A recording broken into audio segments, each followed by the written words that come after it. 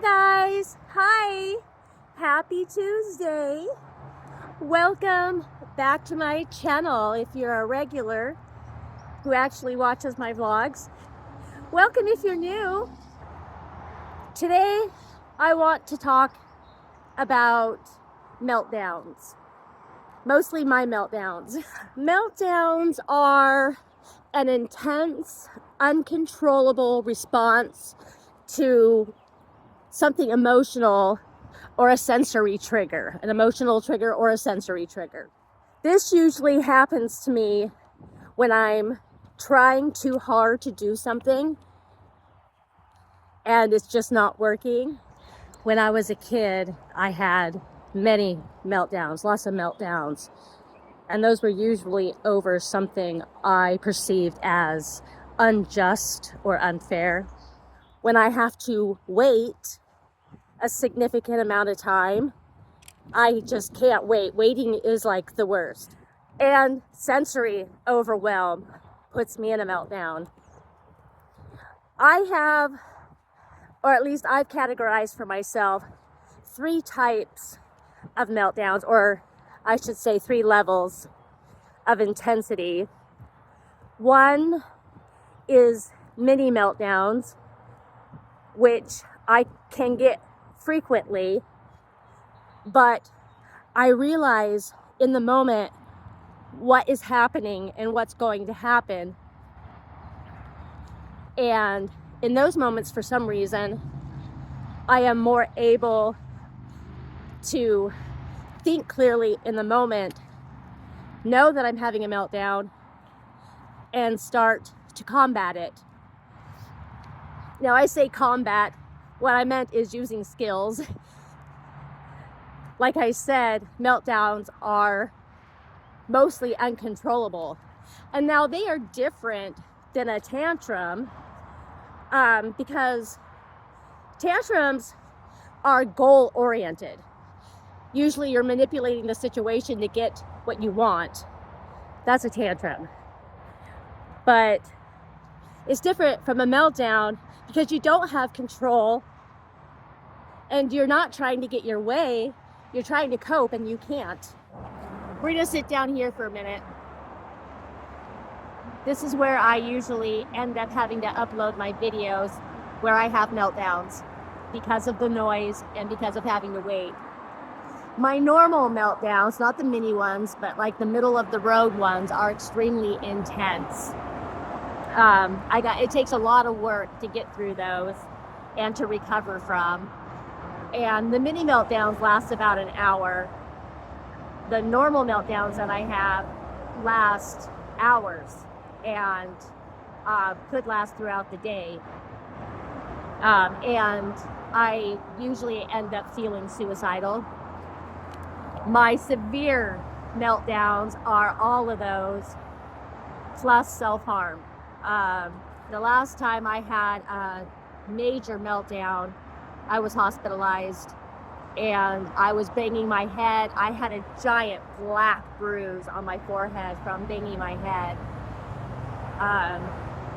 And it was more anger outward than it was internal. So my major meltdowns are outwardly, like I get violent. Sometimes I'll throw things, break something. That hasn't happened for a long time. But yeah, they get pretty intense. So the recent meltdowns that I've had lately are pretty regular, and they are because of my YouTube channel, because of my vlogs, because of having to upload and or wait, because I don't have the internet that I need. And what I usually have to do is take a walk like this, go on a destination, a mile or 2 away. I have to have something to do. I have agoraphobia and anxiety attacks. I rarely go anywhere by myself. I am today, so it's a good day. I did yesterday too. Corbin has been sick, so I had to get groceries for him. I'm starting to get sick. And it takes at least an hour, sometimes two, to upload any one of my vlogs if I'm in Wi-Fi or 5G range. At home, I would have to turn my son's phone off too, stick my phone next to his window in his bedroom, and it would take 4 to 6 hours to upload. And the reason why that sends me off in a meltdown too is because I have nothing to do for those hours. I have no access to the outside world. I don't have a lot of things to do in my home. I don't have a lot of money to buy things to do. I have some art supplies, but I don't have the supplies for the supplies that I have because they either got broke, ruined, they're old. I haven't bought art supplies in a long time. And it just really doesn't give me any satisfaction anymore. I could color in coloring books, but I'd rather rip my own hair out. It's too slow. I can't read a book. I'd have to read the same page over and over and over again, not remember anything because of my ADHD. Really sucked in school about that, by the way. I used to read for a while, but that's when I was younger and I had more focus. I'm not saying your focus goes once you get older, but things get more difficult. Oh, can you see my face? So there's been a couple times where Corbin has traded me his phone and taken my phone out to upload it while I was having a meltdown, which is really nice of him, very helpful. So he's got to come with me, or at least I like him to plan to come with me on Tuesdays and Fridays to upload, but sometimes that doesn't happen. And when there's a plan that was made and it gets changed, I have a freaking meltdown. I get RSD episode. I mean, it gets really bad. My RSD episodes lately have been really bad too. I mean, I get suicidal. It's terrible for hours. So I'm learning new ways. I've talked to my therapist about that, and I'm learning new ways to catch myself and tell myself this is gonna last forever. It's not gonna last forever.